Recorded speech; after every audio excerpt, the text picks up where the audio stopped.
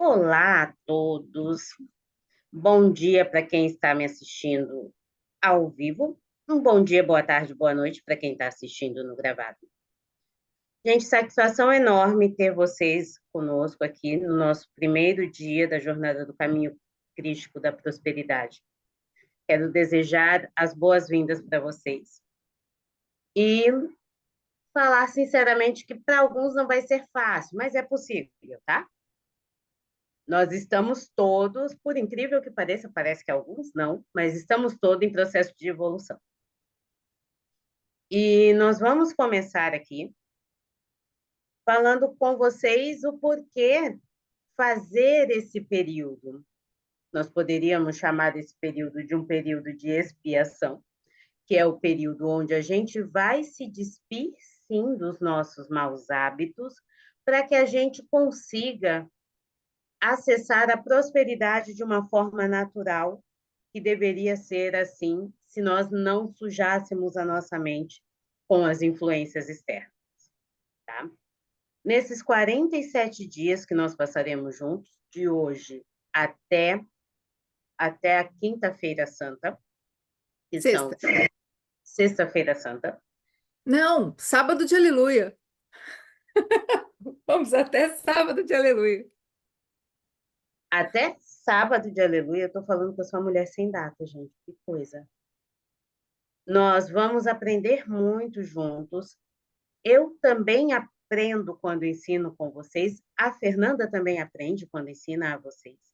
Então, aproveitem, nós teremos um despertar muito grande entre nós, tanto do corpo físico quanto também da nossa alma. Porque às vezes a gente pensa que por estar atuando no mundo secular, e mundo secular não é mundo de crente e não crente, mas trabalhando com o nosso corpo físico, a nossa alma está desperta. E geralmente não. Quando a gente está trabalhando demais no físico, a alma está dormindo. Então, nós entraremos sim no despertar da alma da gente, para que nós possamos vivificar o espírito que já está pronto. Vou falar com vocês a respeito de religião? Não, mas traremos princípios bíblicos que nos ajudarão a vivificar a nossa alma, tá bom? Então, como vocês podem ver, nós estamos num grupo pequeno. Desde que Eunice e eu começamos a trabalhar juntas, nós, para vocês terem uma ideia, nunca tivemos um grupo pequeno. E dessa vez nós sabíamos que ia ser assim. Por quê? Porque trata-se de conteúdo espiritual. Trata-se de conteúdo genuíno. E nós sabemos que forças que atuam quando a gente mexe com isso, certo? Então, assim, longe de ser crendice ou superstição, a gente precisa entender que a nossa mente, ela é instrumento de forças, assim como nós somos instrumentos da própria vida, de forças. E nós podemos, de acordo com o nosso posicionamento, escolher a que forças a gente serve, a que forças a gente se alia, né? Uma questão de ser um aliado de quais forças. E quando a gente resolve dar um passo na direção de se aliar ao bem, as outras forças não ficam muito felizinhas e a gente dá uma apanhada, tá? As forças, vamos chamar assim, eu não gosto de separar entre bem e mal, mas é sobre isso que a gente está falando, então, para a gente não aprofundar em questões técnicas, filosóficas, é assim que nós vamos falar, tá? As forças do bem, elas não nos descem a cacetada quando a gente faz algo errado ou algo ruim. As forças do bem não nos colocam de castigo, elas apenas perdem a capacidade de atuar na nossa vida, porque elas respeitam o nosso livre-arbítrio. Então, quando eu atuo de acordo com o bem, tá tudo bem, as coisas prosperam, as coisas fluem por uma questão de afinidade. Quando, mesmo que inconscientemente, e quando eu digo inconsciente, inconsciente mesmo, mesmo que inconscientemente e nas melhores das intenções, eu acabo servindo a forças que não são tão do bem, também as coisas fluem. Também algum lado da vida, principalmente o material, o sexual, prosperam. Por quê? Porque nós também estamos fazendo alianças com aqueles que vamos dizer assim, que se beneficiam por estar sendo servidos. Estão percebendo que assim, não é porque algo está dando certo na sua vida que você está no caminho certo. Isso não é sinal de nada. A gente precisa aqui e agora acabar de vez com essa palhaçada de se está dando certo, então é um sinal de que tinha que ser assim. Não é sinal de porcaria nenhuma. Se está dando errado, então significa que não seria. Também não é sinal. Por quê? Porque quando eu estou servindo as forças que não são do bem, de novo, mesmo que inconscientemente, na melhor das intenções, mesmo que eu fale, mas eu orei e Deus falou comigo, ele veio de crachá. Você tem certeza absoluta que foi ele que falou com você? Eu vou dizer para você uma coisa: as forças do mal não têm ética.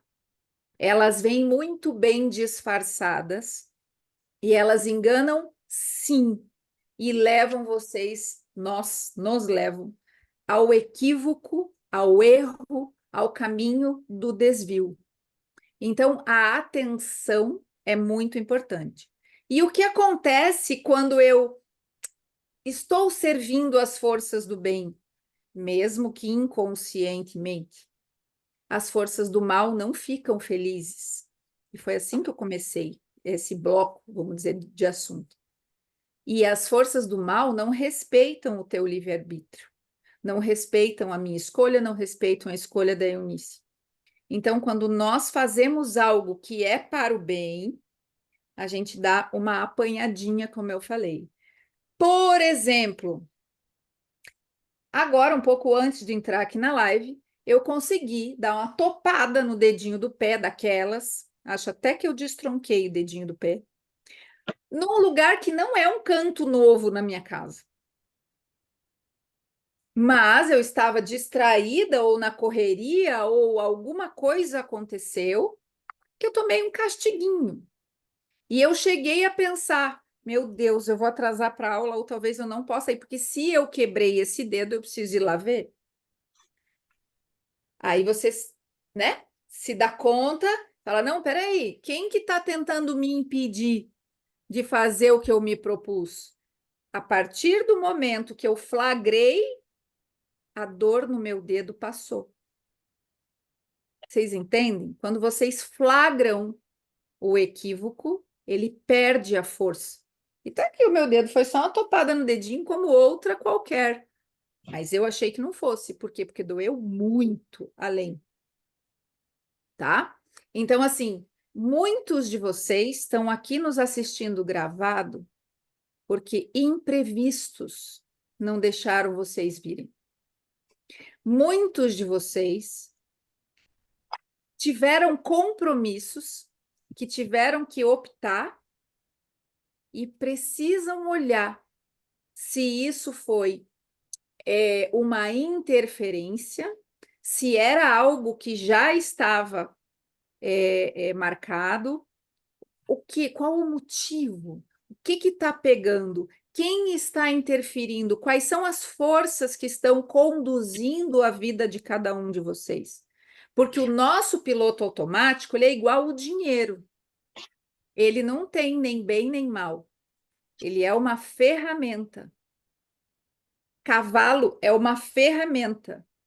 Ele vai servir ao bem, servir ao mal, conforme aquele que puxa a rédea. E quando a gente renuncia ao nosso eu espiritual, inclusive Não vou falar, inclusive, inconscientemente. Essa é a pegadinha. Não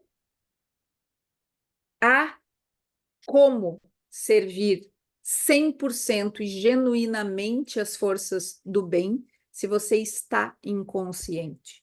Porque o simples fato de você estar inconsciente é por isso que a gente chama carinhosamente de modo zumbi.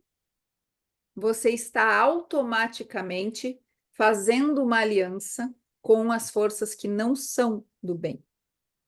Tem até uma piadinha, a piadinha do muro. Tem um monte de gente que já conhece, mas tem gente que não conhece, então eu vou contar. Tá lá o moço em cima do muro, de um lado uma gritaria, um berro, vem para cá, um monte de anjo, né?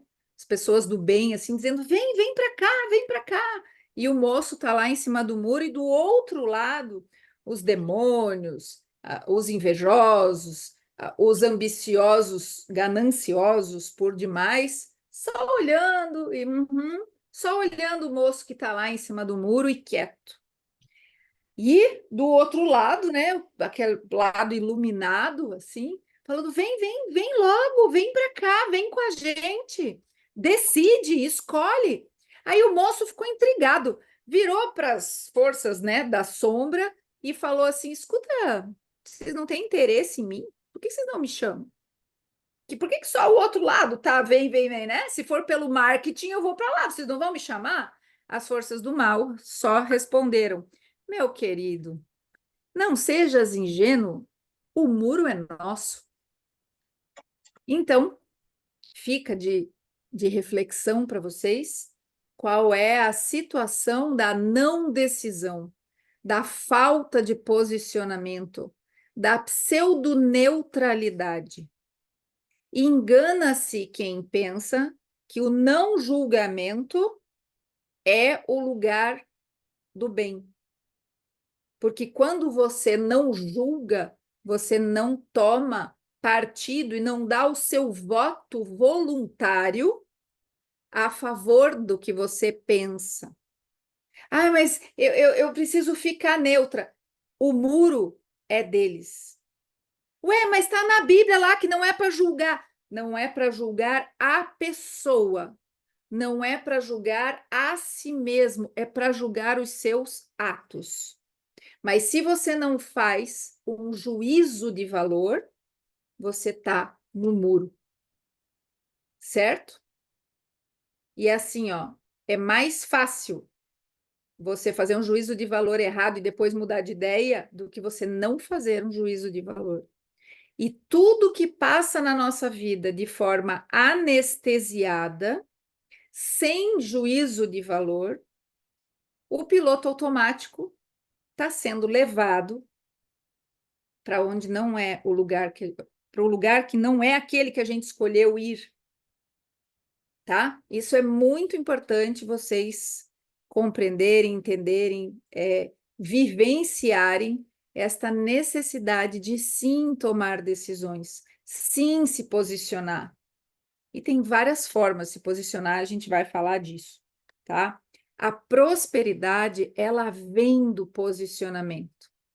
A prosperidade, ela vem de como você se comporta, da tua conduta, da tua coerência, da tua moral, da sua ética, da sua mentalidade, ou para os modernos, do seu mindset, né, Eunice? É um mindset. E as pessoas ainda aplicam errado o termo, né? Mindset, mudança de mentalidade. Então, a prosperidade não vem da mudança, a prosperidade vem da mentalidade, que precisa ser uma mentalidade próspera. De nada adianta você atuar no cenário da vida como um personagem e fazer de conta que você é próspero. Você precisa que isso mude, inclusive no seu padrão celular, para que você vibre nesta frequência da prosperidade. E só tem um jeito, seguindo o exemplo de quem foi o homem mais próspero da história, do nosso principal mentor, um famoso, inclusive, Jesus Cristo. Foi ele que nos ensinou como ser próspero. E em momento algum ele falou: agora eu vou dar uma aula para vocês, os 7 passos, os 20 passos, os 50 passos da prosperidade. Não. Ele simplesmente viveu e a vida dele em si é um exemplo, tá? E é isso que a gente vai fazer neste grupo pequeno, porque só veio quem realmente percebeu o chamado, quem foi movido por esse impulso de eu preciso estar lá. Talvez algumas pessoas ainda venham para o grupo, tem pessoas que estão em dúvida, tem pessoas que não entenderam ainda o que é, tem outras que estão com vergonha de perguntar. Hoje, inclusive, uma moça disse: mande a sua proposta. Eu falei: eu não tenho proposta. Não é um desafio, um infoproduto que mereceu assim uma página de vendas e uma dedicação de marketing, porque a ideia não era essa. Não era insistir com ninguém, não era manipular ninguém, mas apenas abrir a oportunidade para quem se sentisse chamado estar aqui com a gente. Para vocês terem uma ideia, eu estudo não religião, né? É um estudo paralelo, espiritualidade através da antroposofia desde o ano de 2003. É a primeira vez que eu catei coragem para trazer, e assim, graças à existência da Eunice, porque se ela não tivesse a base, inclusive religiosa que ela tem, e bíblica, e mais a nossa harmonia em trabalhar, eu não teria tido a coragem de estar aqui com vocês, não por causa de câmera, por causa de vídeo, mas por causa do assunto, porque é muita responsabilidade. E sim, a gente apanha. Sim, a gente paga preço por estar semeando o cristianismo tal qual ele veio à sua origem e ainda ousando não ferir a religião de ninguém. Por isso que vocês aqui, e eu sei, olhando a carinha de vocês assim, já conheço, né, algumas, eu sei que tem diversas religiões aqui. Para um grupo tão pequeno, é impressionante a variedade de religiões que tem, né? A diversidade, essa palavra, né? Diversidade. E a gente vai conseguir falar antes das religiões, falar do cristianismo em si, para que esta base sólida, o básico bem feito, sabe o básico bem feito? É disso. É sobre isso. Eu estou pegando raiva desse sobre isso, mas é sobre isso que nós vamos falar. O básico bem feito. Porque se a gente acha que o básico bem feito não é cuidar do lado espiritual, tem alguma coisa errada aí, né? Então, é isso que a gente vai fazer aqui, beleza? Eunice, quer falar alguma coisa sobre isso antes de começar? Tá. Então, assim, gente, ainda falando lá do nosso exemplo, né? Nós vamos falar muito de Senhor Jesus Cristo, muito, muito. Vocês precisam saber que ele foi o maior alquimista também de todos os tempos. Ele não tinha nada de pobrezinho,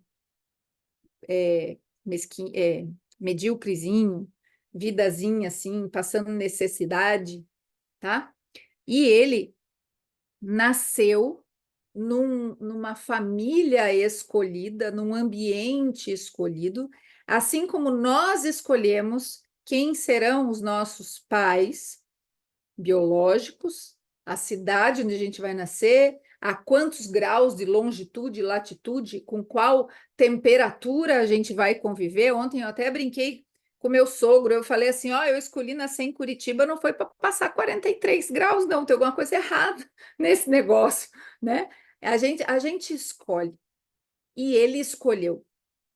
Claro, lá, quando nós estamos no momento de escolher, nós não temos livre-arbítrio. A gente aceita a missão conforme as nossas necessidades de desenvolvimento espiritual. Então, quando Cristo escolheu aonde ele iria nascer, ele precisava ter a autoconsciência, ele precisou ter, de onde seria um local, uma época e uma família que, que, que ia gerar um corpo de terra, assim, ó, de matéria, que fosse vir a ser compatível com aquele conteúdo, com ele mesmo. Então, vocês imaginem assim: se eu sou um ser que o meu lado sombra é muito maior que o meu lado já humanizado, eu escolho um corpinho mais ou menos, sim, né? O pessoal não precisa ter muito hábito de higiene, o pessoal não precisa ter muita educação, o pessoal não precisa ter muita saúde, o pessoal não precisa ter muita harmonia, muita paz, nada disso. Mas se eu sou um espírito já de um porte que vai trazer algo para a humanidade de um jeito tamanho, este corpo, o cálice, precisa ser compatível também. Entenderam a questão da compatibilidade? Não existe corpo doente se um espírito está posicionado de forma firme, doente, assim que eu digo, doenças mesmo, e ele está posicionado de forma firme, consistente, coerente e já está num grau de evolução maior. Acho que vocês concordam comigo que não há grau de evolução maior que o próprio Cristo. Então, agora vocês imaginem como ele fez para escolher este cálice. Como? Que critérios? Como assim uma família que ia gerar o corpo perfeito? Uma genética, sim, que fosse servir de cálice e fosse ser capaz de segurar esse conteúdo de tamanha grandeza por tempo suficiente para que ele cumprisse a sua missão entre nós, tá? Então vocês imaginem assim, Cristo, mas por que ele não viveu 150 anos? Porque longevidade não é necessariamente sinônimo de saúde. Saúde não é não espirrar, saúde não é não ter um diagnóstico de uma doença. Saúde não é isso. Cristo viveu 33 anos, na verdade, Cristo viveu 3 anos. Quem viveu 30 foi Jesus, certo?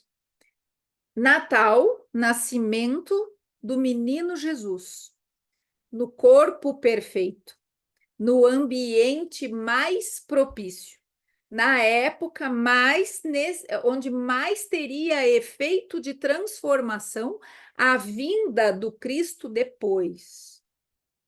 Esta individualidade, Jesus, também muito grandiosa,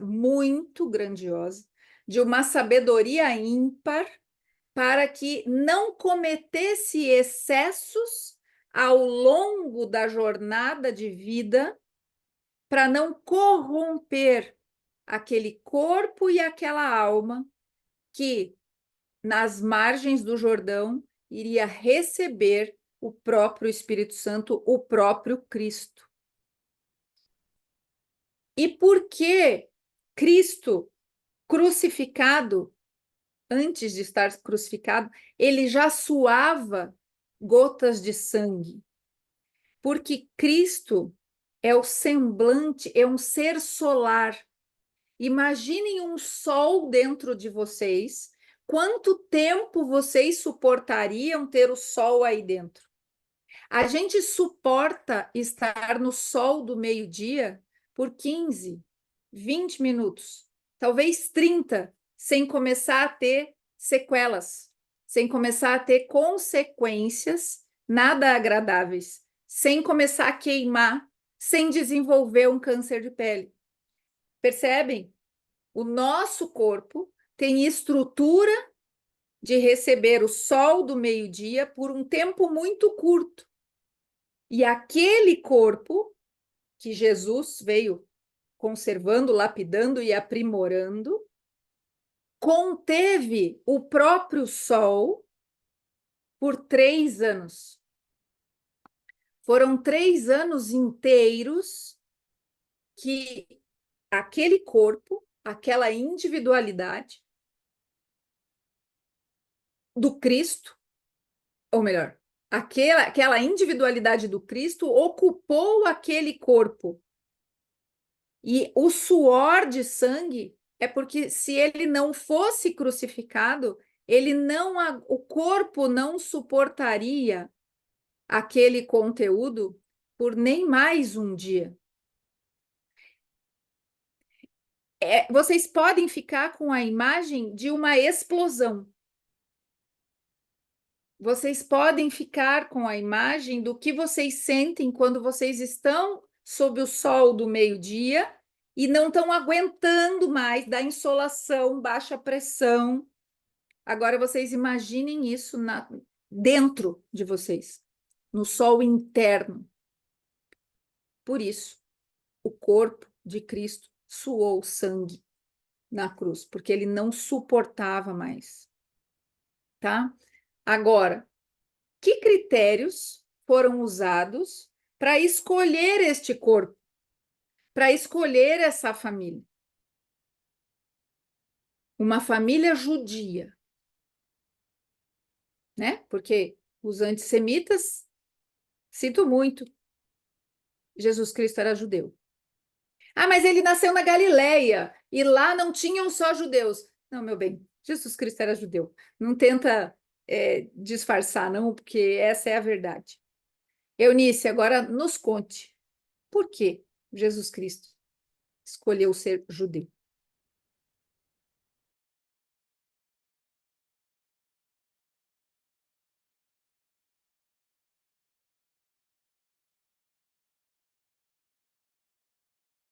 A pessoa começa toda empolgada, oh meu Deus. Para reforçar, para quem não me conhece, eu sou a pessoa que fala com o microfone fechado. Agora que vocês já me conhecem, então isso acontece sempre, tá? Porque os judeus são, além de serem o povo da promessa, eles são os herdeiros da promessa feita por Deus a Abraão lá no Velho Testamento. Eles têm, sim, um regime cultural que é ligado a ser separado. Então, todo o alimento que eles comem é separado. Quando eles vão fazer o consumo de uma carne, essa carne é preparada de uma maneira kosher, que você tem que consumir o animal logo depois do sacrifício, para evitar que você coma um organismo em putrefação. Eles têm rituais de têm rituais de banho, tanto para os homens quando entram no judaísmo, quanto para as mulheres durante e após o período menstrual. Quando um homem vem a conhecer a mulher, e conhecer não é conhecer, ver a mulher, mas conhecer é manter relações íntimas com essa mulher se prepara com banhos de ervas para que o corpo dela esteja preparado para o ato, porque muito embora a gente não considere hoje, mas você fazer banhos de assento, você fazer banhos de erva, você ter uma prática de asseio com o seu corpo, é sim um ato que te leva à prosperidade. Porque muito difícil é uma pessoa que tem bons hábitos de higiene adquirir doenças de pele, por exemplo. A imersão, a imersão do corpo em banho de ervas ou em rios é uma prática comum. Por quê? Lembra-se de como era, de como você precisa estar para ter um contato com Deus. Lavar as mãos antes de consumir o ambiente é que loucura. o alimento. É uma prática também dos judeus, porque o alimento é uma forma de contato com o divino. Então, não é à toa que ele foi escolhido para estar entre os judeus. Isso fora a questão histórica de ser um filho dos filhos da promessa. Então, ele não poderia vir de um outro lar que não fosse a escola de Abraão, Isaac, Davi, Jacó e companhia. A gente precisa observar nisso que, sim, todos nós, sendo judeus ou não, somos descendentes de Cristo. Nós não somos só filhos, nós somos irmãos, nós somos promovidos. Então, por isso, o asseio pessoal, principalmente, é muito importante. Porque essa aqui é a nossa primeira casa. E não existe você ter prosperidade dentro de uma casa suja.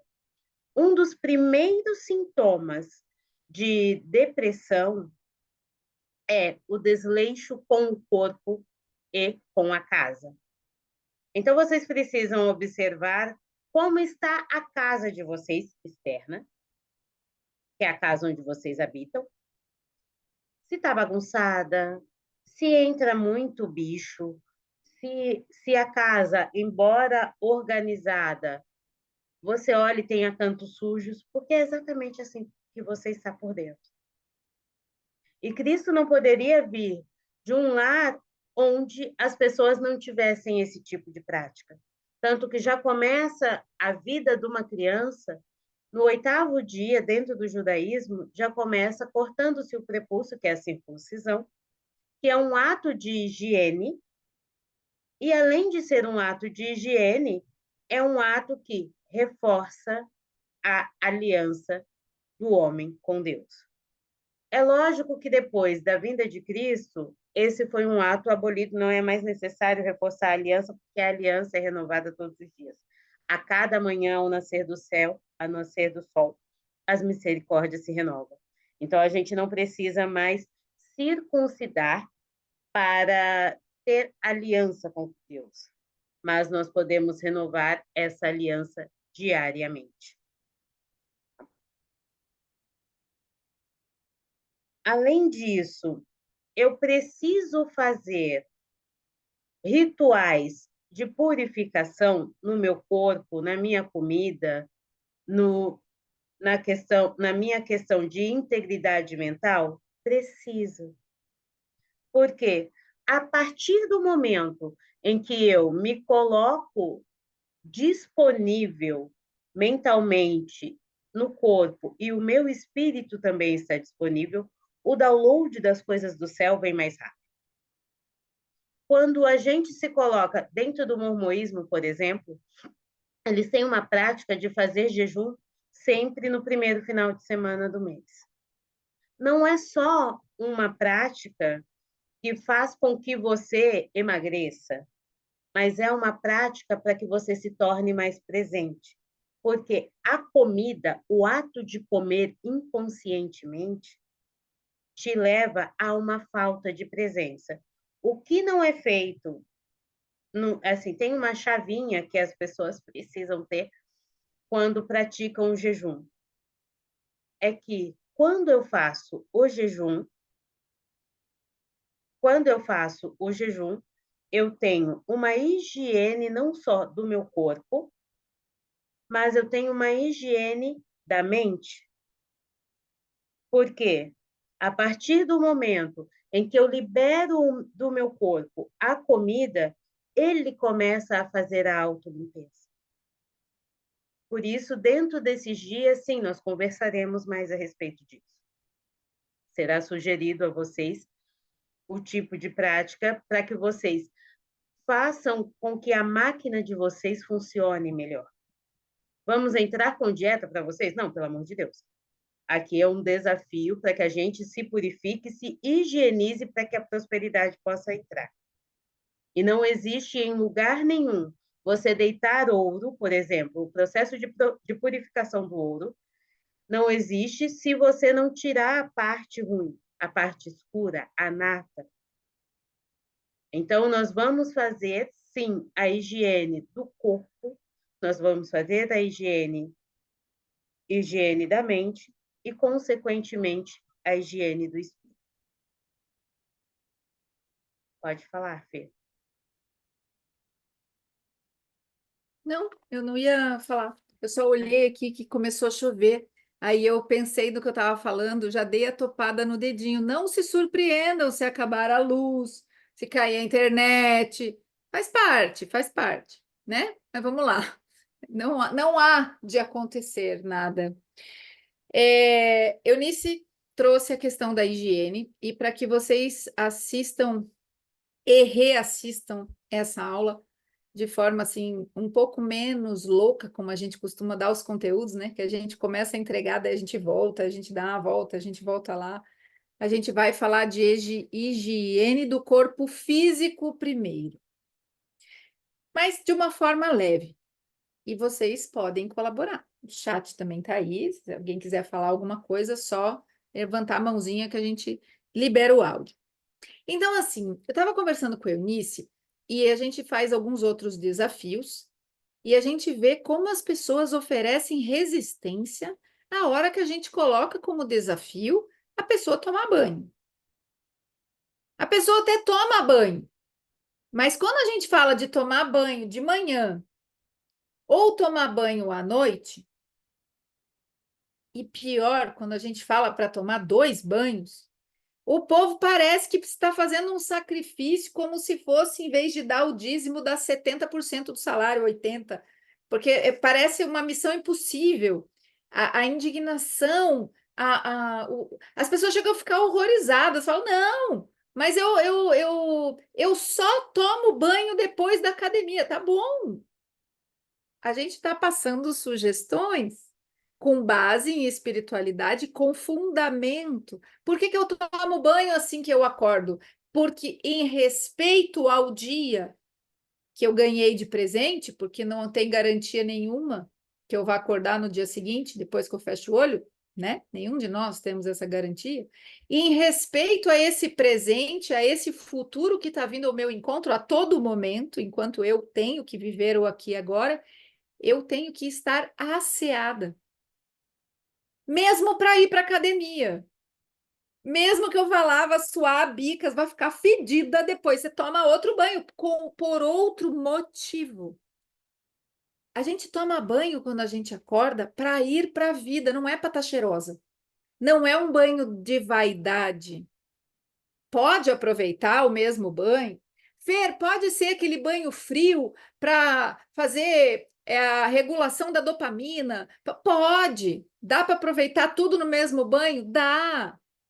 Desde que você tenha na tua mente a intenção de estar também se preparando para ir em direção ao dia, né? Assim, para estar pronta para receber o que o dia tem que trazer para você. Aí a pessoa percebe, se convence, faz sentido, e aí a gente fala, tem que tomar banho antes de dormir. Minha mãe do guarda, mas eu já tomei banho hoje.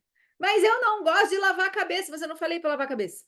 Não, mas se eu não lavo a cabeça de manhã, porque não dá tempo, e eu não lavo a cabeça para dormir, que horas eu vou lavar a cabeça? Toma outro banho. Não, mas daí são 3, e daí? O povo fica em desespero, mas daí eu tenho que tomar 3 banhos. Toma 3 banhos? É um para ir para o dia, outro para ir para a noite, e um, se você quiser lavar a cabeça em outro horário, que seja o horário que você quiser.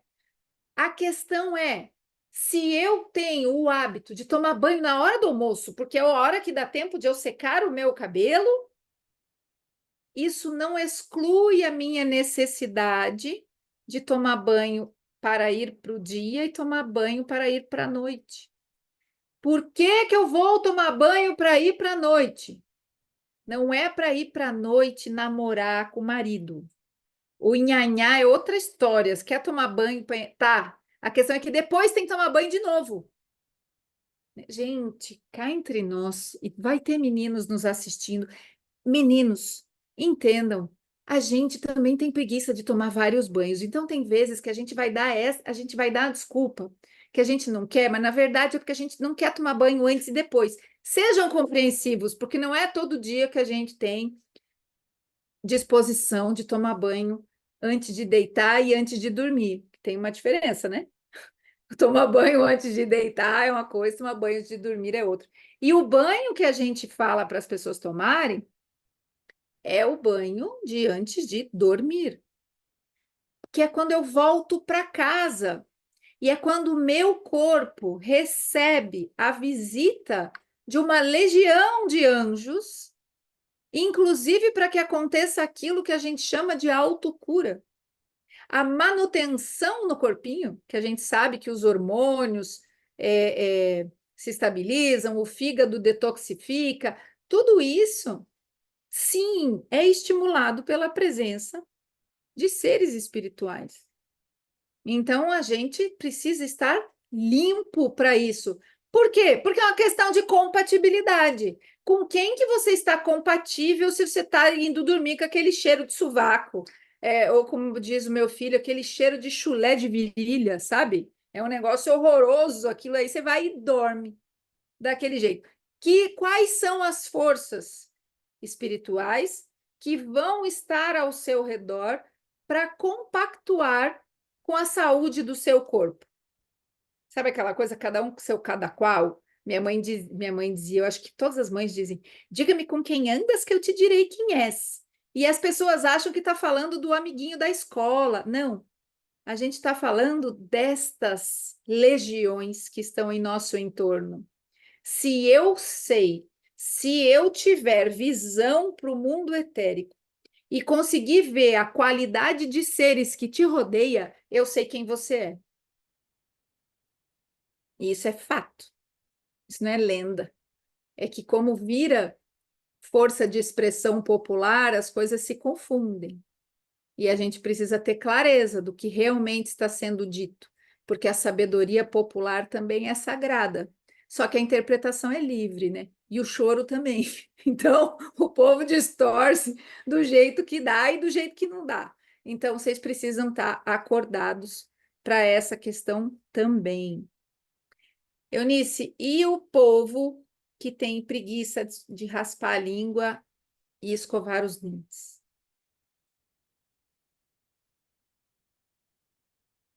Abre o seu áudio. O que acontece com o seu áudio? Hum. Eu não sei se vocês sabem, mas o nosso principal órgão, né, do sistema digestório está aqui dentro da nossa boca. E aí eu pergunto para vocês, se vocês não cuidam bem, porque é através da boca que vem uma série de doenças. Se vocês não cuidam bem daqui, porque tanto o que entra quanto o que sai importa, como é que você considera que serão as palavras de uma pessoa que tem a boca fedorenta? Como é que vocês consideram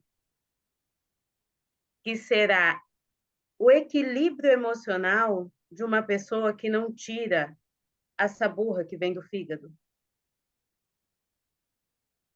A higiene bucal é mais importante do que você, por exemplo, cuidar, você fala, eu preciso fazer endoscopia. É muito mais importante você escovar os seus dentes, você ter uma boca saudável, você não ter cáries, você não ter gengivite, para a sua saúde no âmbito comum, no âmbito geral, do que você fazer endoscopia, você ter uma rotina. Eu tenho uma rotina muito boa de alimentação, mas eu não escovo os dentes. Aí eu fico a banguela que cuida, que come bem.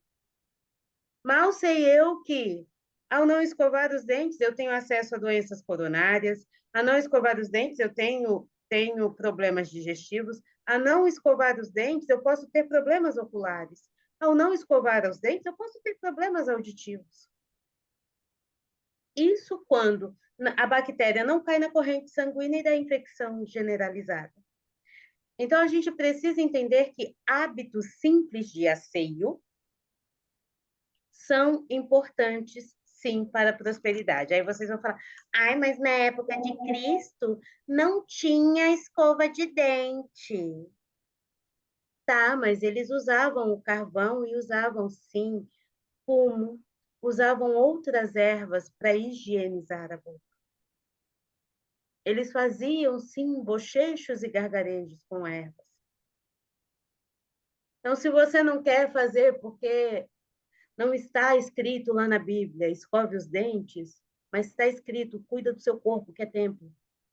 E se você não cuida do seu corpo, não tem como você ter prosperidade. É mais importante você utilizar a sua boca como instrumento que abençoa, e para abençoar tem que estar limpo a sala, porque em momento algum eu penso que se vocês chegarem dentro de uma igreja e tiver como uma lata de lixo, vocês vão querer habitar lá. Tem um E aí, negócio engraçado que a gente não percebe e agora vocês vão se dar conta. Se você vai conversar com um mendigo na rua e ele tá com a boca fedida, você não estranha. Você até vai, você já sabe que você vai sentir um cheirinho esquisito. Aquilo é compatível com aquela condição. Mas quando você vai conversar com alguém que está bem arrumado, alguém que tem um carro bonito, alguém que tem uma vida, né, mais ou menos, se essa pessoa solta um bafão, aquele cheiro de carne que apodreceu no meio do molar, sabe? Que ficou ali na gengiva, e você sente aquele bafo, você acha estranho. Além de achar ruim o cheiro, você, nossa, eu não esperava. Eu lembro na escola da minha filha tinha uma moça muito bonita, assim, bem apresentável, ela falava muito bem, mas a hora que eu fui conversar com ela de perto, sabe quando você percebe que a pessoa não passa fio dental e que assim aqui tá grosso? Além de achar aquilo feio, a gente fica pensando, nossa, eu não esperava isso. Por quê? Porque a gente tem aquela impressão que a pessoa é próspera. E quando aparece um sinal que não é compatível com a prosperidade, a sua alma grita. Só que você não tinha se dado conta ainda. E a gente precisa. Então, é assim: existem pessoas que são ricas e não são prósperas. Vocês ouviram a gente falando isso em várias lives. Mas as pessoas que são prósperas, a elas nada falta. Então, sim, elas têm uma postura de riqueza, mesmo não tendo 1,5 milhão sobrando na conta para esbanjar, porque o esbanjar também não é prosperidade. Então, essa é esse refinar o olhar para o que é compatível, vocês precisam ter. Ah, então só porque ele é pobre ele tem que ser fedido? Claro que não. Ontem mesmo contei da Dona Maria, uma senhora que morava numa favela, acho que mora até hoje. Mas todas as vezes que eu fui tomar café com ela, eu chegava na casa dela de surpresa e a mesa estava arrumada com uma toalhinha de crochê em cima da mesa, tudo muito limpo e nunca faltou nada naquela família. Nunca faltou nada. Bom, eu não sei se a Eunice desligou a câmera ou se a câmera fechou sozinha, porque a câmera dela tem ó, fechou sozinha, vocês viram como isso acontece? Então, e aí, a questão dos dentes e da língua, tem mais analogias. Vocês já viram que essa aula vai ser longa, né? Então, tem mais analogias. A língua é o órgão dos sentidos que nos propicia saborear, que nos propicia, só deixa eu aceitar aqui, que nos propicia sentir o sabor da vida, da experiência de vida, das coisas, das situações. Se eu estou com a minha língua com uma camada grossa de saburra, eu não tenho sensibilidade para sentir o gosto das coisas. Então, se eu não tenho o costume, o hábito de raspar a língua, a minha língua não está apta de provar uma comida e saber se ela realmente está com o sal regulado, se ela realmente está doce suficiente ou não, azeda suficiente ou não, conforme o paladar que eu quero sentir. Então eu começo a botar mais sal na comida, eu começo a ter mais desejo de comer doce, por quê? Porque eu não percebo o doce natural das coisas. Então, uma banana, uma fruta qualquer, um mamão, um abacaxi, que são frutas doces, não satisfaz o meu desejo de doce. Olha que curioso. É uma fruta doce. A banana, por exemplo, ela é lotada de frutose. A maioria das frutas são, né? Aquilo tem um sabor doce, oficialmente, isso é ciência. Ai, mas eu tô com vontade de comer um docinho. E já comeu o cacho da banana, mas não satisfez. Por quê? Porque não tem mais sensibilidade ao doce. E aí você precisa recorrer àquilo que não é humano. Da onde vêm nossos desejos por super-heróis, nossa admiração por super-heróis? É extrapolar o natural, é o sobre-humano, é o super. Então, quando eu tenho um desejo louco de comer doce, né? Eu outro dia estava um strudel de maçã, eu queria um strudel de maçã, e eu sabia exatamente o que eu queria sentir. Eu comi uma fruta, mas o doce daquilo, eu dizia, não, entendi. Estou com vontade de comer o strudel de maçã, não o doce, porque o doce, a fruta já me satisfez. Porque as papilas gustativas estão acordadas para detectar o sabor das coisas. A vida tem sabor. As pessoas, as relações têm sabor. Sabe? Vocês já não viram aquelas expressões? Isso não está me cheirando bem. O cheiro, o olfato tem a ver com sentir o sabor das coisas. Não são só forças de expressão.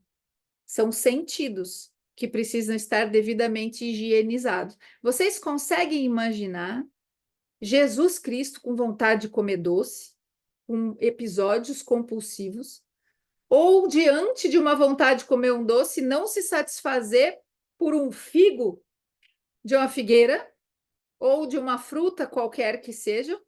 Não é nem passível de imaginar. Então, é uma questão de compatibilidade com os conceitos. Não é engessar no conceito, né? A pessoa fala, mas eu tenho compulsão por doce. Começa limpando a língua. Começa limpando o teu paladar para as coisas, para sentir o gosto da vida, né? E Eunice também falou de como serão as palavras de quem tem a boca fedida. Cárie, problema de canal, gengive, periodontite, né? Aquele da mulher que eu contei que não passava o fio dental com aquelas placas. Assim.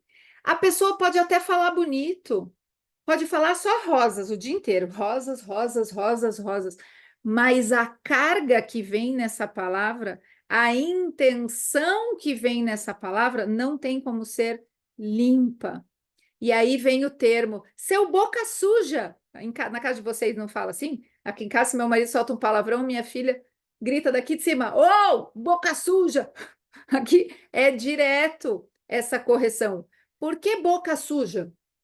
Porque da onde veio a parte da cultura que fala assim: ah, você falou palavrão, nós vamos lavar sua boca com sabão. Não muito antigamente era assim. E estava correto.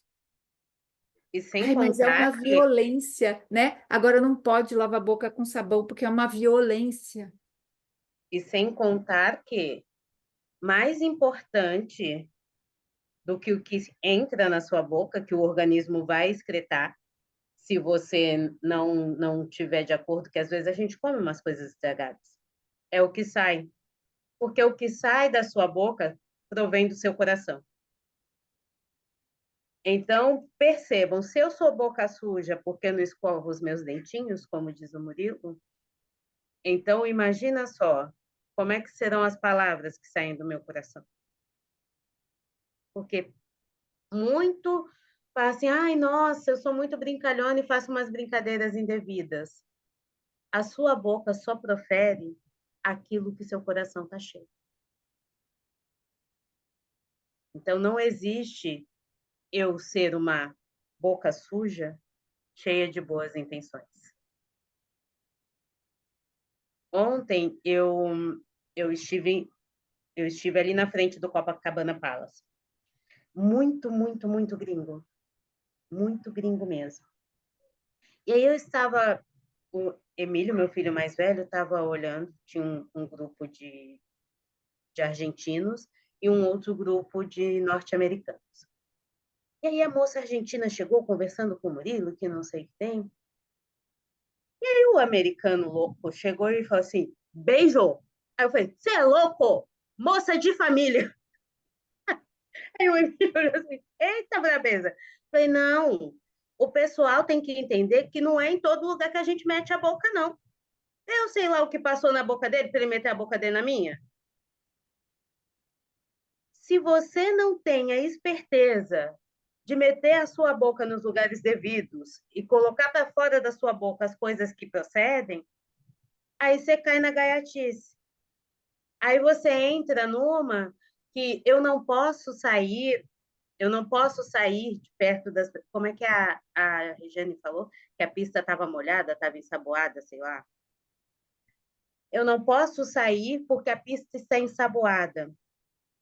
Mas se o meu coração estiver puro, eu posso ir para onde eu quiser, porque eu vou pegar as ciladas e não vou me deixar contaminar. Mas isso se eu tenho posicionamento. E aí eu vejo umas falácias do tipo assim, eu vejo os adolescentes hoje e até jovens não tão jovens, vão para balada e beijam três, quatro, beijam mulher, beijam homem, beijam todo mundo. Ah, mas é só beijo. Foi com um beijo que Jesus foi traído, porque beijo significa muito na espiritualidade.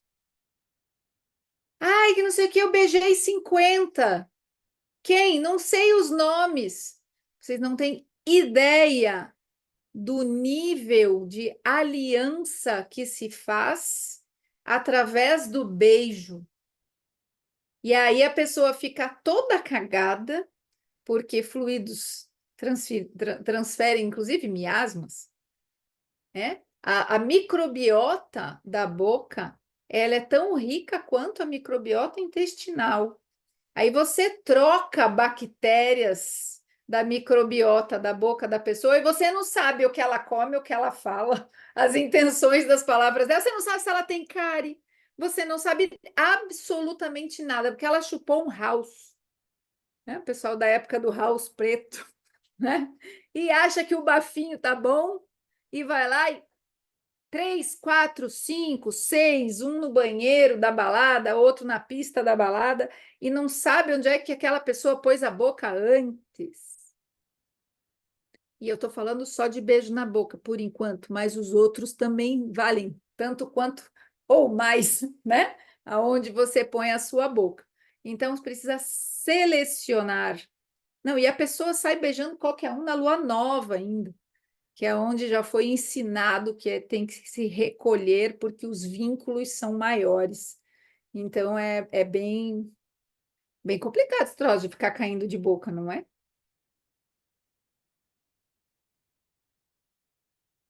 Aí, Eunice, tem o povo que, voltando lá no banho, lembrei, tem o povo que toma banho e põe a roupa de ontem, e tem o povo que não toma banho e põe a roupa limpa. Como é que faz?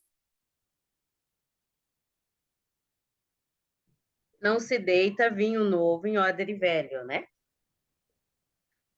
Quando eu vamos falar assim vamos fazer uma encenação bem caricata.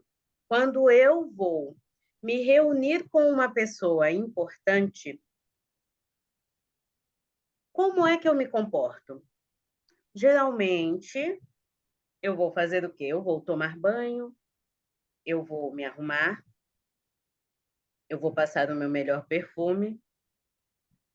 E aí eu te pergunto, por que quando você vai estar no seu momento de maior intimidade com você mesmo, porque é o único momento do dia, né, que você está assim com você.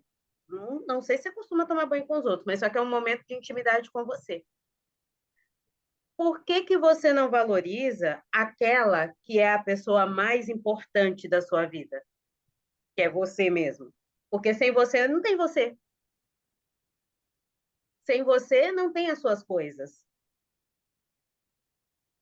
Por que você se dá coisa de segunda?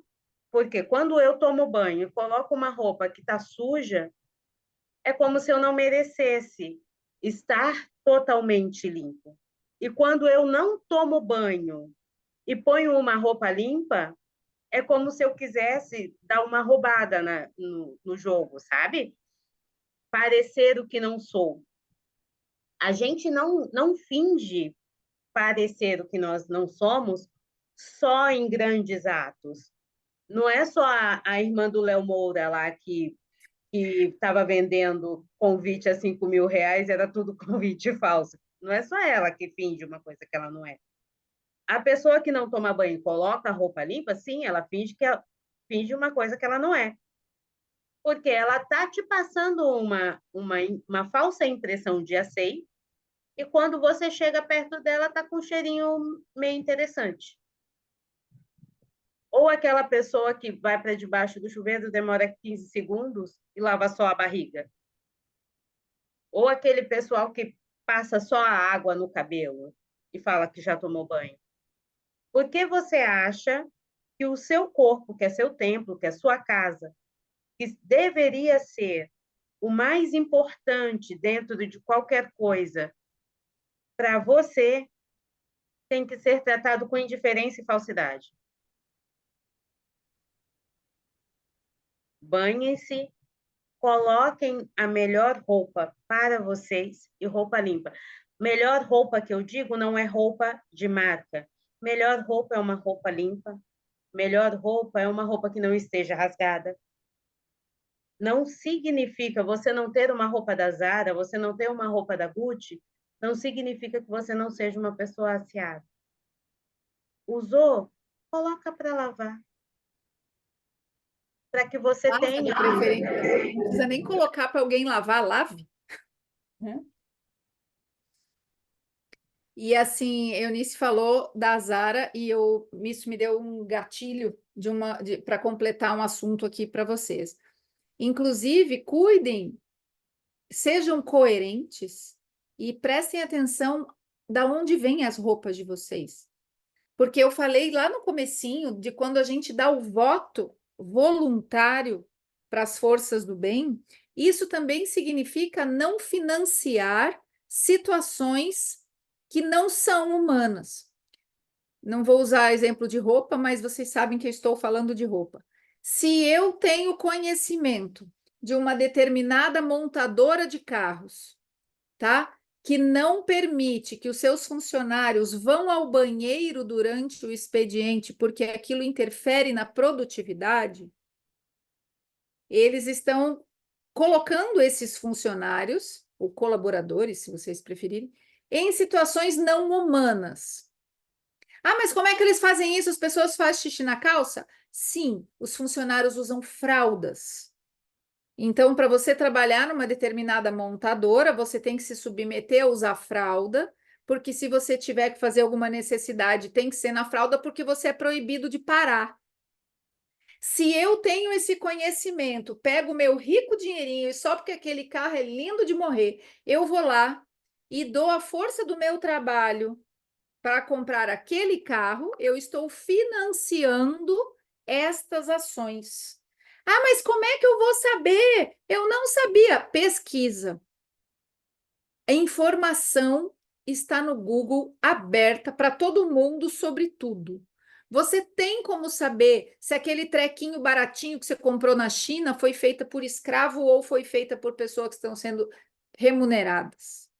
Você tem como saber se você está colaborando com a corrupção, colaborando com o financiamento à escravatura, colaborando com o racismo, colaborando com tudo isso, e independente da bandeira política que você erga. Se você está financiando, ai, mas eu não sabia, você é uma baita de uma hipócrita. Simples assim. E a higiene passa pela moral. Não tem. Você pode tomar todos os banhos que nós estamos falando. Pode tomar o banho de manhã para ir para o dia, pode tomar o banho à noite para ir para a noite, você pode usar roupa boa. Se a sua higiene moral não for feita, e ainda sobre a capa do, ai, mas eu não sabia, está faltando não você ler a Bíblia, mas também se inteirar de leis, porque nem na lei dos homens você argumentar o desconhecimento te isenta de responsabilidade. Quem dirá na lei de Deus? Vocês precisam entender isso também. É muito sério, muito sério. E dentro do desconhecimento, eu trouxe ontem numa live aberta, e vocês, eu vou trazer aqui de forma um pouco mais objetiva e consistente, um exemplo de como se as roupas, como a moda das roupas é elaborada. Eunice falou, usar uma roupa boa é usar uma roupa limpa e que não esteja rasgada. E eu digo para vocês exatamente a mesma coisa. Ai, mas é que essa calça eu comprei assim, ela é rasgada. Sinto muito, você caiu num golpe cultural, entre aspas, aonde estão banalizando o rasgado, e isso, ó, eu nem sei de que década que é a calça rasgada, a primeira calça rasgada. Hoje só falta arrancar o resto das pernas, porque ela é toda desfiada, né? Tem gente que usa, parece que é só o tornozelo e bunda, o resto já rasgou. Esta banalização do rasgado, a banalização do desleixo, nos coloca numa situação de desrespeito com a nossa própria prosperidade. Então, você vê em lojas de marca calças caras rasgadas. Ah, mas é moda. E da onde veio essa moda? Vamos lá. A moda, ela tem várias molas propulsoras ou vários motivos de ela existir. Um deles é aumentar o consumo. Um artigo de alto consumo é movido pelo sexo. Isso Freud, quem já ouviu falar, explica muito melhor do que eu, tá? E na neurociência também, tanto que quando você vai estudar a neurociência do comportamento, você vai estudar neuromarketing, que agora falam, nós estamos falando de sexo, não é nem de sexualidade, nós estamos falando de sexo. E vamos falar da calça rasgada a título de exemplo para vocês entenderem. Existe no inconsciente coletivo, ou seja, no modo zumbi, né? Como se fosse uma nuvem com várias ideias. E todos nós bebemos dessa fonte, inclusive quando a gente dorme, a gente acessa essa nuvem do inconsciente coletivo e tem aquelas ideias também. Vai depender do teu filtro interno de exercer essas ideias no mundo ou não. Uma dessas ideias que está nessa nuvem são coisas que excitam. O que desperta a libido? O que dá tesão nas pessoas? Várias coisas, tem vários gatilhos. Tanto que tem gente que é tão doente que tem tesão em criança. Não tem? Não tem gente que tem? Então, existem inúmeras coisas que dão tesão. Ah, elas são todas do mal? Claro que não. Nós estamos falando o tesão em si, ele não é nem do bem nem do mal. A questão é isso ser usado e manipulado como ferramenta. Então, agora pensem o seguinte: se a gente sabe que uma dessas ideias que dão tesão é aquela pegada bem dada, né? Pessoa pega e já vem aqui, meu amor, ou não, né? Que seja, vamos falar dentro de um casamento saudável. O marido chega da academia e, nossa, pensei em você o treino inteiro, e vem aqui, não sei o quê, de repente ele pega e rasga a sua blusa e tá tudo lindo, maravilhoso, aquele troço vai ser uau. E tá tudo bem.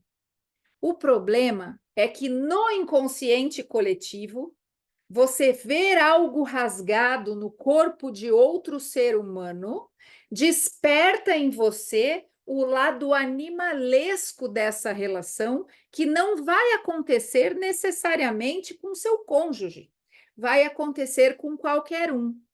Então, a roupa rasgada, o jeans rasgado, veja, não é qualquer tecido rasgado. A moda começou com o jeans rasgado, que tem uma cara de resistência, não é? Aquela imagem do homem Marlboro, né? Aquela calça jeans rasgada. Isso desperta o desejo nos homens, porque, se eu não me engano, a moda começou com o jeans rasgado para mulheres, justamente abrindo essa porta, tornando aquela mulher um objeto, e é esse o nome, objeto de desejo, por estar com a calça rasgada, que está revelando um pouquinho da calça. Ó, Christian Grey, bem antes do Christian Grey, inclusive, né? Essa moda eu já vi, mas ali tem um monte de coisa, né? O problema, claro, é como eu falei, entre marido e mulher, fantasias tão livres, que aquilo pare ali. Tem forma de fazer isso. Não é desejando nos outros, não é a objetificação do ser humano que vai te levar para um caminho de sexualidade saudável, muito menos de prosperidade. Então, essa questão da calça rasgada, ela banaliza o desleixo e ela estimula o lado animal. Simples assim.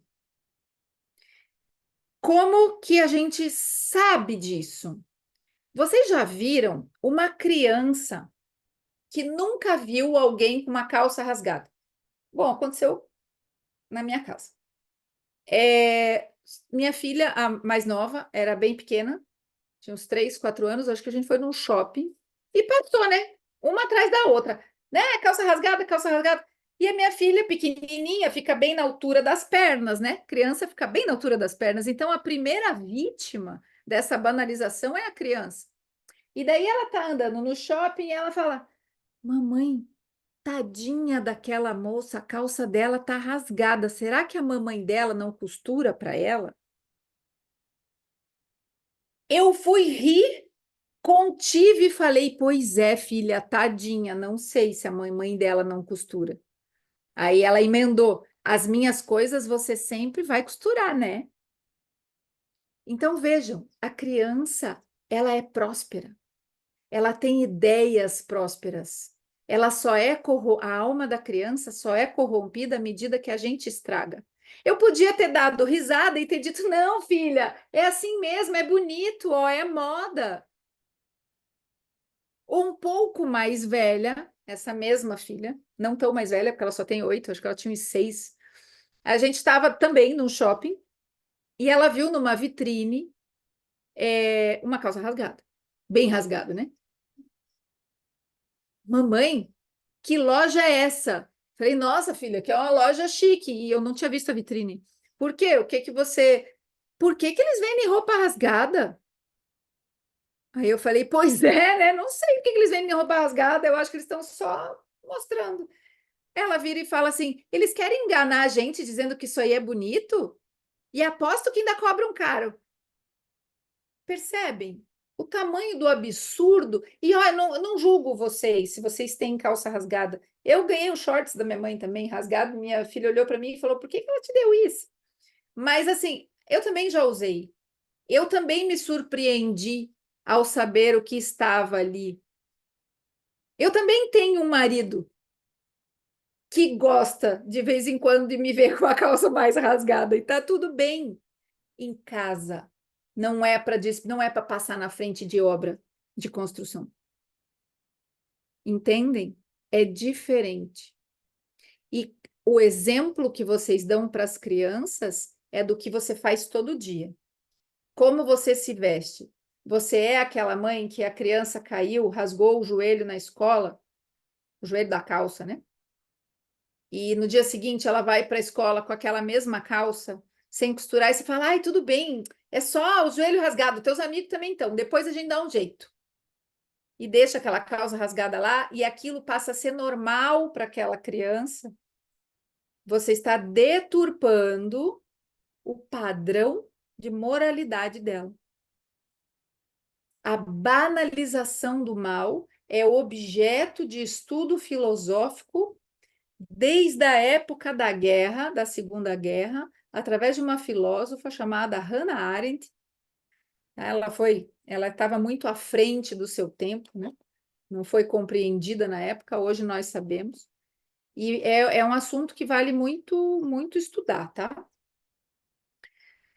Eunice, vamos caminhar um pouquinho para o asseio das mãos e unhas. Bora. Vamos considerar aqui que as suas mãos, não só por serem seu principal instrumento de trabalho,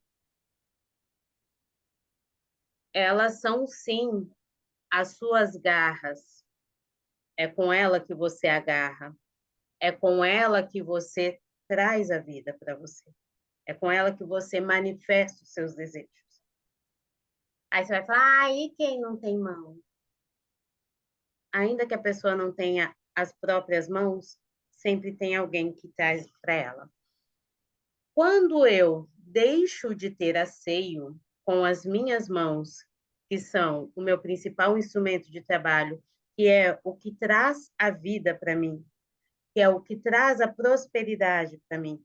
Tanto que, quando na Bíblia, em Gênesis, quando Deus fala com Adão, depois que ele se descobre nu, ele fala: trabalharás e comerás do suor do seu rosto e do trabalho das suas mãos. As minhas mãos são o que tem de sagrado em mim, são a minha forma de entrar em contato e transmitir ao outro energia, transmitir ao outro o que eu sou. Nós somos tato, por isso que esse negócio de falar, você tem, para mim é muito difícil essa questão de ser tecnológica, porque eu sinto o outro através das minhas mãos. Se eu tenho as mãos mal cuidadas, isso eu não estou falando para quem trabalha com, como é que é o nome, gente? Pessoa que faz serviço braçal, porque geralmente quem é pedreiro, até mesmo quando a gente costura muito, tem calo e essas coisas. Mas Mas estou falando aí não significa que é isso, maltratada, né? É é marca do trabalho, não é falta de isso. Estou cuidado. falando de asseio. As suas unhas mostram suas garrinhas, né? Mostra suas garrinhas. Como é que você agarra a vida? Aí vamos chegar às pessoas que roem unhas, que querem comer a vida. As pessoas que começam a... Tem pessoas que têm um tique que ficam, ficam cutucando as cutículas. As pessoas que têm garras excessivamente grandes, tem muita gente que colocam essas unhas postiças e fica um negócio desse tamanho que, sei lá se a pessoa faz alguma coisa dentro de casa, mas só que acho que mais de 10 centímetros de unha é um negócio totalmente desnecessário. Como é que você agarra a sua vida? E, Qual a gente, ela não está garra? falando mal de unha postiça, não. Eu também uso, tá? É uma questão de ter bom senso, de não Sim, impedir de agarrar e manter asseado. por que que você precisa mostrar para os outros que as suas garras são tão grandes? Por que você precisa mostrar para os outros que sim, você pode machucá-los com as suas garrinhas? Ou se você rói unha, por que que você é tão ansiosa em mostrar para os outros que você não é tão agressiva assim? Sendo que você pode só ser você e mantê-las curtas e aparadas. Qual a sua necessidade quando chega para o outro? Porque suas unhas, sim, mostram qual é o seu nível de agressividade. Então, nós falaremos, sim. Ah, tem umas moças por aí que parecem que cavou com a terra com a mão? Parece. Então, nós falaremos sim. Você vai ter unha? Vai ter unha, mas pelo amor de Deus, limpa esse negócio. E tem o pessoal que tem uma unha comprida, né? Porque cuida muito do asseio da orelha, né? A unha Sim, do dedinho lá, dá aquela cavucada, né? Tem o pessoal dessa unha também. Tem o pessoal que toca violão, que tem só a unha do dedão comprida. E quando você vê, tá pondo no dente, assim, fazendo aquela cavucada também no molar, né? Puxando aquela carne, o bife que ficou para comer depois. então é interessante que vocês façam sim agora um, uma autocrítica. Que vocês olhem as unhas de vocês e pensem, será que está coerente o jeito que eu estou tratando as minhas unhas com a forma que eu quero pegar a vida, com a forma que eu desejo que os outros me vejam? Porque a gente é 95% não verbal. E quando eu vejo uma pessoa com as garras muito grandes, eu já tenho uma mensagem subliminar que essa pessoa pode ser agressiva. Mas mais perigoso que aquele que quer parecer é aquele que esconde as garrinhas. Aí tem o povo da unha do pé também. Afinal de contas, principalmente no inverno, ele fica escondidinho dentro do sapato, né? Aí não precisa, até o tênis da pessoa já tá com um buraquinho assim, porque cortar aquela unha vira algo, né? Que foi? Escondo, roendo? Vamos lá. Quando você rói a unha, você está tentando eliminar um símbolo arquetípico de agressividade. Tá? Então, as unhas, elas demonstram esta agressividade. Se você rói, você está tentando podar, é como se você quiser. É uma repressão.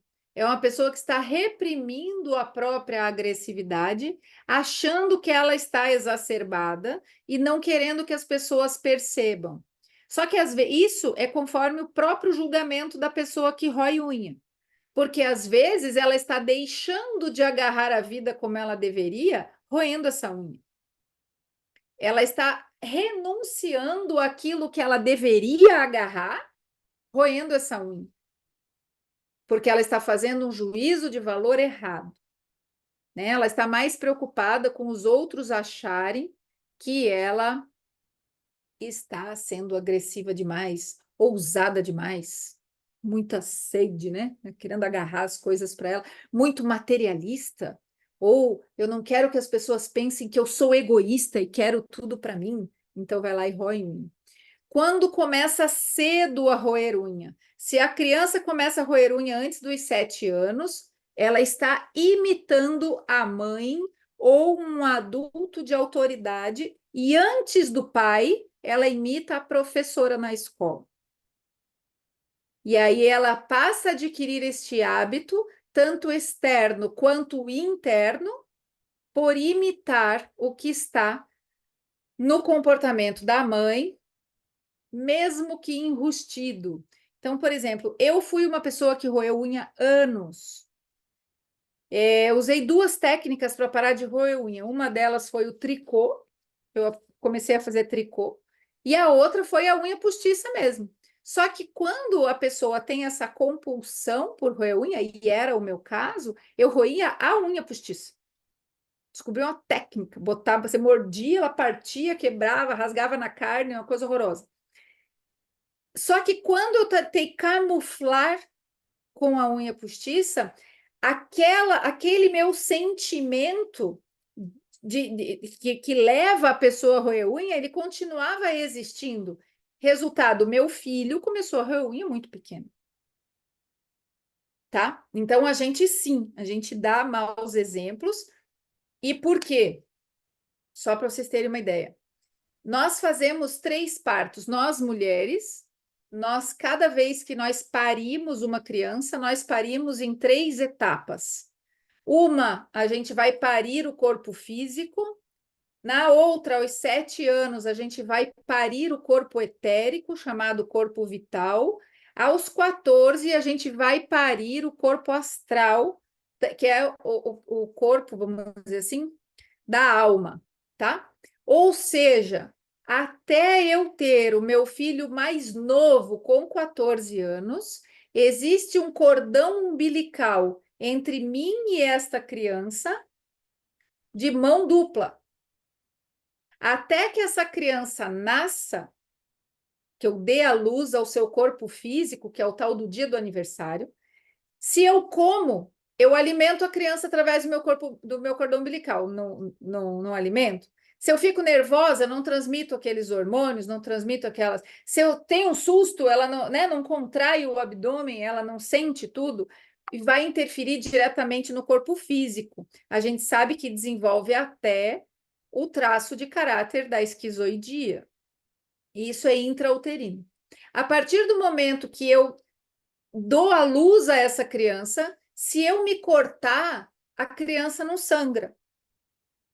Se eu sentir fome, a criança não vai sentir fome. Isso tem Se eu bater a cabeça, a criança não vai tontear, diferente de quando ela está dentro do meu corpo, que o corpo físico é um só. Até os 7 anos, se eu estou muito cansada, sobrecarregada, se eu não tenho vitalidade, se a minha disposição está no chão, eu estou, antes de me entregar, sugando a vitalidade da minha criança, porque eu interfiro pelo cordão umbilical do corpo etérico na vida desta criança.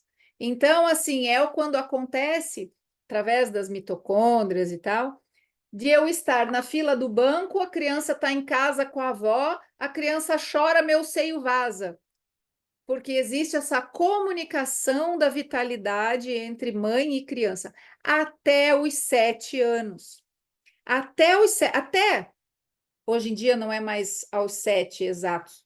Até a troca dos incisivos, dos 4 dentinhos aqui, até caiu o primeiro incisivo, a caixa craniana ainda não está totalmente fechada. O sinal, as dentistas podem me corrigir se eu falar alguma besteira. A caixa craniana se fecha, o sinal dessa caixa craniana estar completa é justamente a queda do dente incisivo, né? O início da troca dos dentes. Até que isso aconteça, a criança vou falar coisa que eu não gosto de falar, mas eu vou falar porque é verdade. E a gente está em ambiente seguro, então eu vou falar. Até a troca dos dentes, a criança é 100% imitação. Ai, mas ela não me obedece. 100% imitação. Ah, mas é meu filho mal educado, aqui em casa ninguém faz isso. 100% imitação. Aquelas pessoas que dizem que eu fico na cabeça, quando acontecer alguma coisa com seu filho, vocês vão lembrar da minha voz. 100% imitação. Não, mas não é possível. É que não é só de você. Depois de você, tem as pessoas onde ela vê autoridade, iniciando pelas mulheres. Se você não sabe como a professorinha da creche, da escola se comporta, meu bem, sua criança está imitando ela. A avó, mas meu filho fica o dia inteiro com a avó. Pois é, imita também. E não imita gesto, não é o trejeito de falar só, é o movimento da alma que é imitado. Muito bem. Dos 7 aos 14, né, mais conhecido como segundo setênio, a criança já não é imitação, ela já tem os traços de caráter dela desenvolvidos e agora ela vai repetir os padrões que ela aprendeu, só que agora são dela. Ela não está fazendo mais a imitação imediata, agora ela está imitando aquilo que ela aprendeu por imitação de outro. É diferente. Agora ela pode ser devidamente aconselhada com um pouco mais de explicação. Não se dá explicação para criança com menos de 7 anos. Mamãe, por que que não? Porque não e o meu não é não. E ela vai perceber o porquê que não, ela vai tentar deduzir o porquê que não. Não tem que explicar. Depois dos 7 anos, a gente explica, filha, a mamãe faz as coisas para o teu mal ou para o teu bem, né? Primeiro setênio, a gente mostra a confiança, desenvolve o sentido e a confiança. Até os 14, ainda tem as questões da alma. Então, a mulher está infeliz no casamento, mas ela não separa, sei lá por quê, porque o filho vai achar, e meu Deus, a família desestruturada, e ele vai achar que ele está sendo rejeitado, porque a psicologia moderna faz isso, né? Fala que a criança transfere para ela e se sente rejeitada quando os pais se separam. Pois é, mas você está passando para ela o sofrimento e a amargura da sua alma pelo cordão umbilical do corpo astral também, que ainda está ligado. E só vai. Você também faz isso no primeiro setênio. A diferença é que quando completa 7 anos, você vai parir o corpo etérico dessa criança e esse cordão umbilical se rompe. O cordão umbilical da alma, dos sentimentos, das emoções, só se rompe aos 14.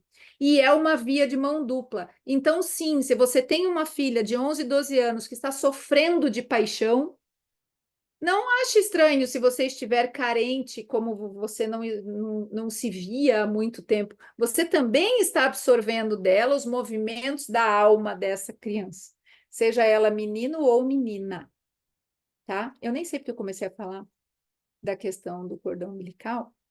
Estava falando de exemplo, né? Acho que era isso. Eunice, ainda na higiene, nós temos pano de prato, esponja de louça, o quarto, os lençóis da cama que você usava. Ah, não, esse era outro, esse eram os botões da blusa. Mudei a música. As toalhas de banho. Ó, como você se esconde a unha? Como assim? Não entendi. Deixa eu abrir o chat inteiro, que às vezes tem pergunta antes que me ajuda a entender. O meu mouse tá uma belezinha.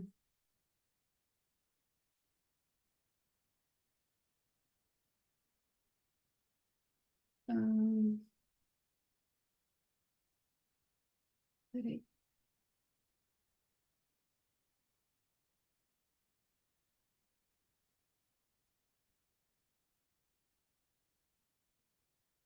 Peraí, gente.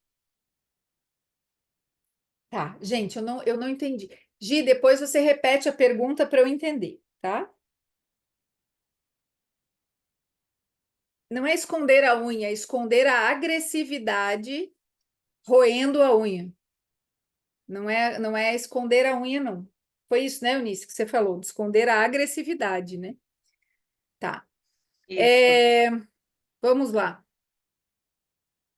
O pano de prato rasgado. Eu falei na live de ontem.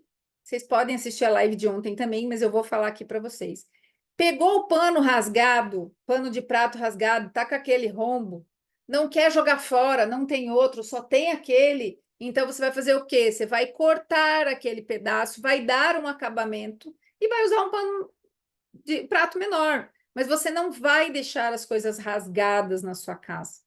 O lençol, a mesma coisa. Se ele está em condição de uso, foi só um furinho, costura, remenda. Minha avó falava, tem que serzir esse negócio aí, não é assim?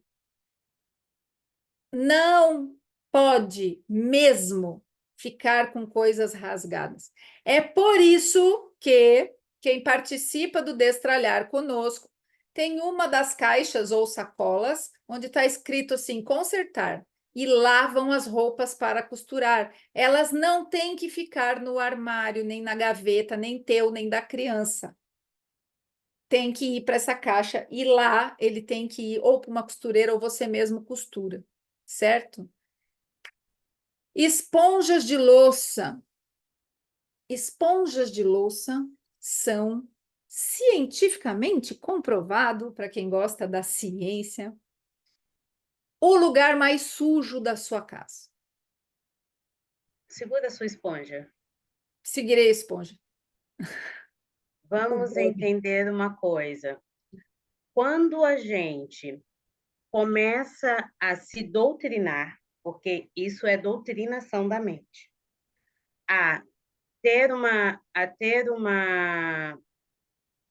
condição menor do que a gente poderia, nós estamos nos nivelando por baixo. Eunice, então eu não posso mais comprar em brechó? Pode. Só que você tem que entender o seguinte: você precisa entender o que você faz por gosto e o que você faz por necessidade, tá? Eu não tenho condições de ter uma roupa nova, mas eu posso ter uma roupa usada que seja limpa, que não esteja manchada, porque tem um pessoal que gosta de manchar roupa e anda com aquele negócio todo assim. Você está passando, quando você tem falta de asseio pessoal, está passando uma impressão de que você merece menos. Mas não é para os outros, é para você. E aí você começa nas pequenas coisas. Aí você vai no mercado e você poderia comprar, sei lá, você poderia comprar um omo de sabão em pó. Mas aí você fala assim, mas 1 quilo de omo é R$ 11. Se eu comprar o Tixan, não estou falando mal do Tixan, tá, gente? Mas é que o Tixan é mais barato que o omo, e eu não sei quanto, mas vou colocar aqui, supor. Mas o Tixan é R$ 8,99, 2 quilos. Aí você vai lá e faz uma troca econômica. Nossa, economizei e ganhei o dobro do sabão, só que não tem a mesma qualidade. E aí você começa a fazer umas economias burras na sua vida, que de repente, aquela primeira economia que você fez com aquela roupa que estava lá meio rasgada, que você não, você pode customizar a sua roupa. Você pode costurar, fazer um bordado na sua roupa, se você não quiser deitar ela fora. E aí você vai começar a ser a pessoa do pelo menos. Você vai ver o que é bom, mas a sua régua do merecimento, como começa a descer, você vai começar a entender que você não merece. E aí vai chegar num ponto que você vai tentar crescer, mas só que você não tem mais estrutura para pular para o que você era antes. E aí você começa a ter a síndrome da pulga saltadora. Eu não sei se vocês sabem, mas como é que o povo doutrina a pulga no circo? Eles colocam a pulga dentro de um recipiente fechado. Então, ela vai pular e vai bater lá na tampa do... Tá feio isso. Vai bater na tampa do recipiente. Como ela vai fazer isso repetidas vezes e só vai conseguir pular até ali, ela doutrina o próprio cérebro a pular só até aqui. Então, ela, depois que está doutrinada, a caixa pode ficar aberta, que ela só vai chegar aqui. Quando você se nivela por menos, coloca a camiseta para ser pano de chão, você está mandando para o seu cérebro a seguinte mensagem. Você não está falando, olha, isso aqui é um pano qualquer, que eu estou colocando ali como pano de chão. Você está falando para o seu cérebro, eu mereço pano de chão, porque eu sou o reflexo disso. E aí, você vai ficar aqui na sua cabeça. Olha, eu mereço, eu sou grata por tudo, eu sou maravilhosa, eu agradeço. Meu Deus, obrigado pelo dia de hoje, obrigado pelo sol. Só que aí você está aqui, você falou obrigado pelo sol, mas só que você está usando o Tixan. Aí você pode comprar um tomate para você fazer um molho caseiro, mas você prefere comprar Ekma, que é 78 centavos. E aquele negócio faz um rombo no seu estômago.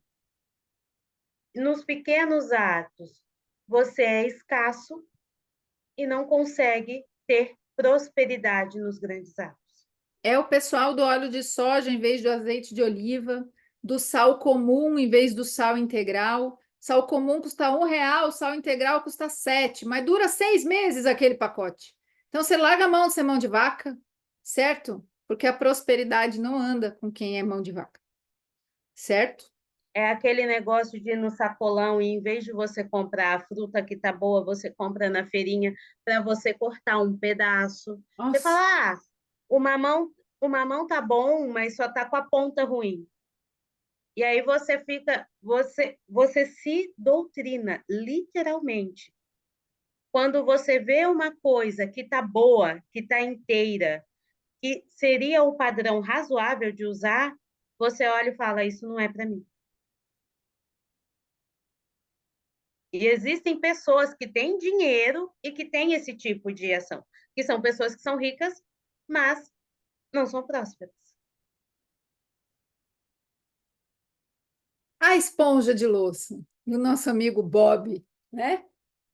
Não vou ensinar como é que limpa a esponja, porque a live não é disso. Nós já estamos quase às 11 da manhã e nós estamos só no primeiro bloco do conteúdo, certo? Então, vocês tratem de correr atrás como é que se higieniza a esponja de louça, sabendo que, através da esponja de louça, vocês estão sujando a louça e a mão de vocês. E tem ainda quem esfrega o alimento, né? A abobrinha, o chuchu, com a mesma esponja que lava os pratos. Então, super recomendo que vocês tomem medidas. Não precisa jogar a esponja de louça toda hora que usa, como o doutor Bactéria fala. Existem outras formas, mas pesquisem. Depois, se eu encontrar, eu coloco no grupo algumas coisas assim, inclusive que eu faço, mas isso a gente vai ao longo do caminho. O importante é focar na limpeza. Vamos virar os tarados da desinfecção, da desinfectação? Não, até porque existem vitaminas, como a B12, por exemplo, para quem não sabe, é provado cientificamente que pessoas que higienizam tudo como desinfetam. Olha a diferença entre você limpar e desinfetar. Os loucos do álcool gel, tá? As taradas do álcool gel são as pessoas que fazem exame e a B12 está baixa. Por quê? Porque a B12, para ela se formar, ela depende de uma bactéria, de um micro-organismo que está no ar e que se deposita nas superfícies. E se você limpa tudo, você não respira ela. E aí você não vai produzir a vitamina B12 a contento. Então, quando a gente fala, vitamina S, meu filho não fica doente porque é vitamina S, S de sujeira, tem fundamento.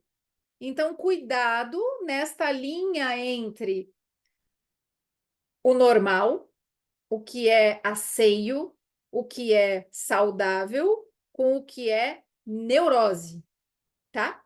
Cuidem com o excesso da desinfecção. É perigoso, sim, e expõe vocês a outros problemas. Tem a ver também com escassez, tá? A desinfecção exagerada é o medo de ficar doente. Esse medo, ai, tem que lavar isso, vai tomar vermífugo todo mês. Gente, são 2, 3 vezes por ano. Calma, calma, tá? Ó, pessoal que tem que sair, fiquem tranquilos, depois vocês assistem gravado, certo? Fiquem bem tranquilos.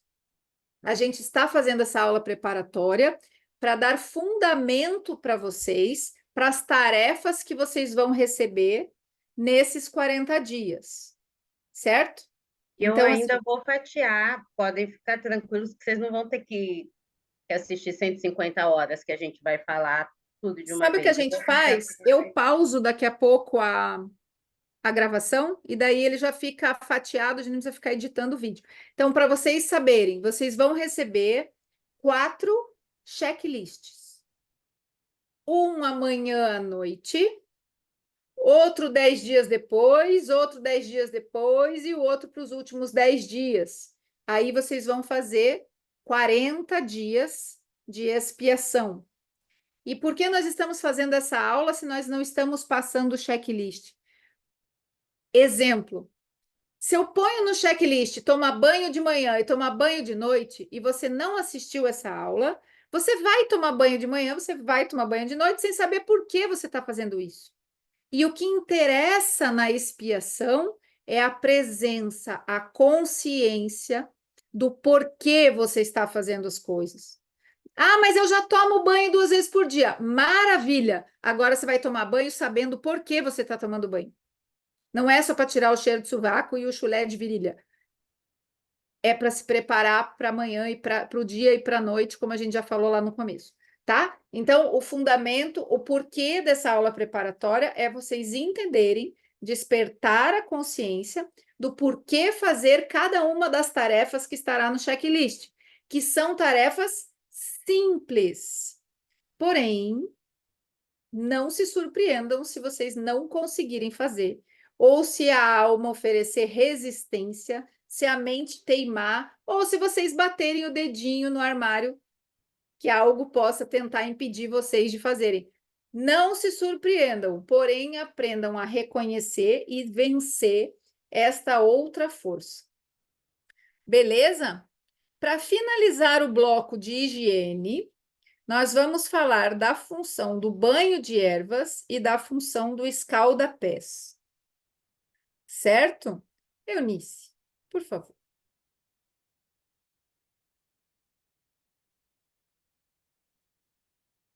Áudio. Gente, muito pelo contrário.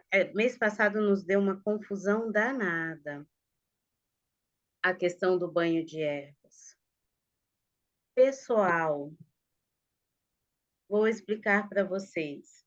Não existe nada místico dentro de vocês tomarem banho de ervas. Cada erva tem uma propriedade que vai te auxiliar ou a se acalmar, ou se você tiver que ter uma descarga de energia, mas descarga de energia cinética, que está no seu corpo, ela vai te ajudar. A gente tem que entender do seguinte: o banho de erva é só um banho que vai te auxiliar naquele, vou chamar de ritual, mas naquele, como é que eu posso falar? Não é que eu vou falar ritual, aí vão achar que vai descer algumas pessoas. Naquele, quando, é ritual mesmo. Naquele ritual que você vai fazer para determinada coisa. Procedimento, pode, Fran. O banho de ervas vai te ajudar no procedimento. Vou dormir. Como eu posso dormir de uma maneira que eu fique mais calma? Você pode fazer um chá de camomila, você pode fazer um chá de mulungu. Tudo o que entra no seu corpo, tanto faz pela boca quanto pela pele, é absorvido. Por isso nós pedimos banho de erva.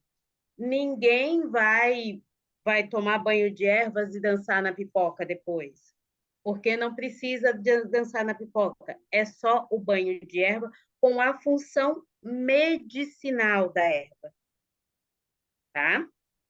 Não existe nada místico nisso. Repetindo, funções medicinais, bem como o escalda-pés. Vocês não têm a noção do benefício do escalda-pés, do benefício de você tirar, tirar dos pés, porque dentro da medicina tradicional chinesa, principalmente, é muito recomendado você fazer todos os dias, porque você puxa, assim, a friagem do corpo pelos pés. E você não ter friagem no corpo te evita muitas doenças. Então, quando a gente pede para vocês fazerem escalda-pés, é para, sim, puxar tanto friagem quanto possibilidade de infecção para fora do corpo. É um ato de saúde, não é um ato místico, não tem misticismo nisso. Então, podem fazer, independente da religião de vocês, sem medo, porque a gente não vai pedir para vocês fazerem um escalda-pés e depois dar 3 pulinhos de ponta cabeça. Não vamos pedir para vocês tomarem um banho de ervas e depois jogar a erva lá na cachoeira. Não vamos pedir isso. É só pela função medicinal, tá bom? Muito bem.